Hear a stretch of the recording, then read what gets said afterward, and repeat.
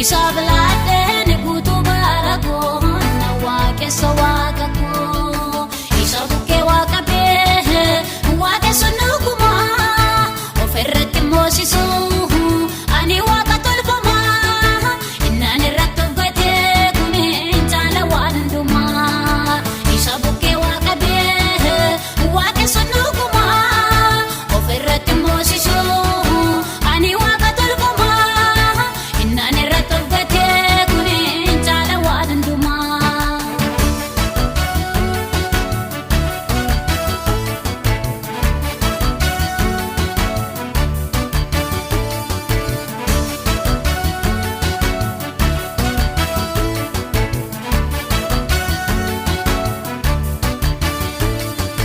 Lubbuun gosa deemutti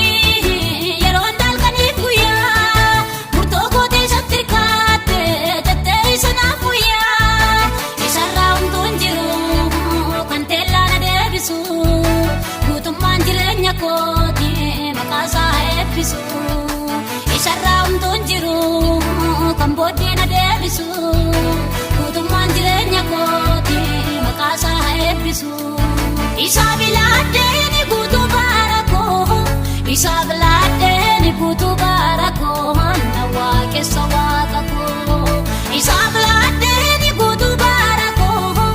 isa bilaadheen guutuu bara koo na waaqessa waaqa koo isa bukkee waaqa bee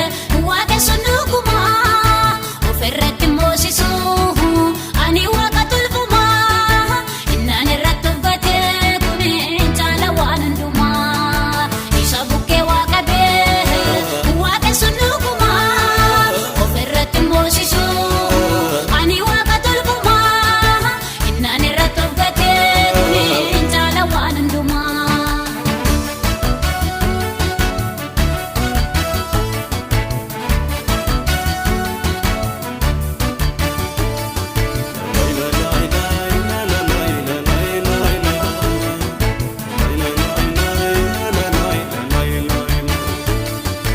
Gurra qabaynaa ga'a